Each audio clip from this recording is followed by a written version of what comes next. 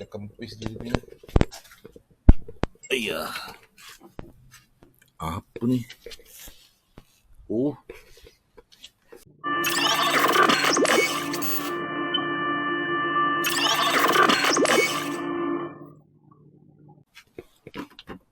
Oh ya. Ada skru lah kat sini. Hei. Nak tampal ni. Macam mana ni? Okey, saya tanda dengan kain tu. Saya nak undur sikit meter ni. Biar dia duduk atas. Ini kain ni, biar dia duduk atas. Saya nak skru ni.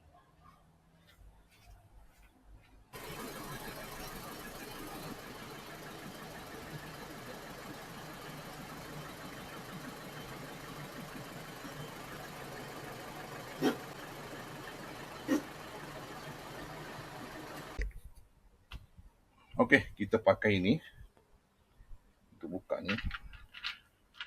Dia ada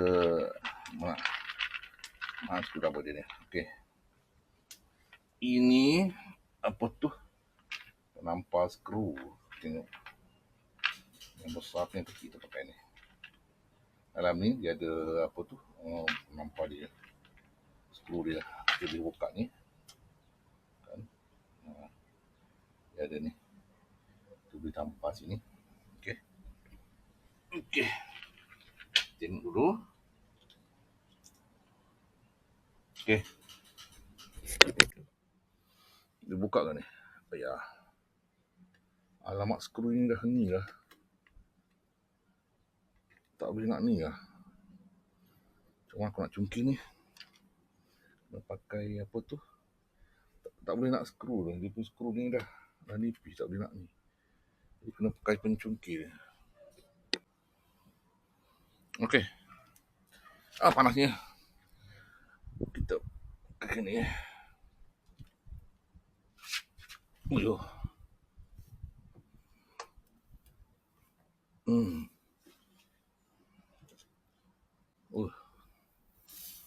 Uyuh. Macam besar dia punya ni. Kita pakai yang besar dia punya ni. Wangi tu.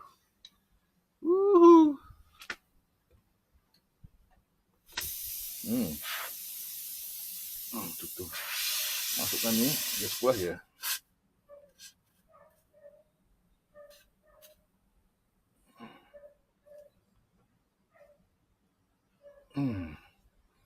Tu nampak saya pulas je.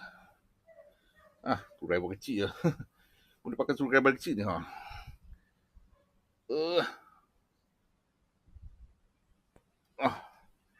Pakai screwdriver ni lah.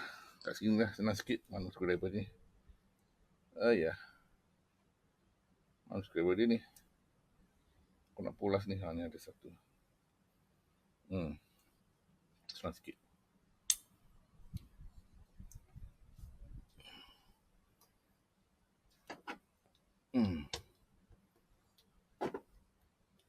Tu pulas. Terus masuk. Dia getah dia.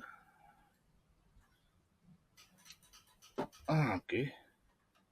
Ni skru dia. Pendek. Sudah tu. Okey. Best dah. Itu je lah. Nanti boleh dipump. Okey. Beres.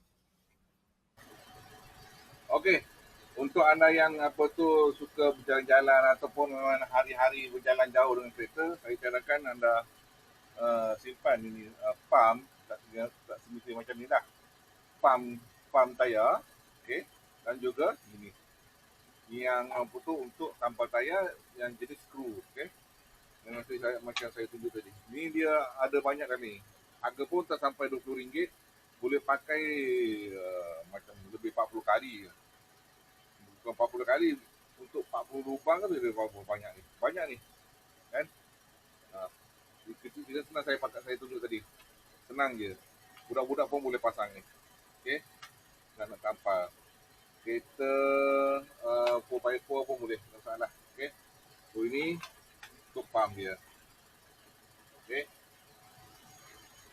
Ini saya dah guna Banyak dah berapa tayar berapa kali tu untuk apa tu tampal tayar ni.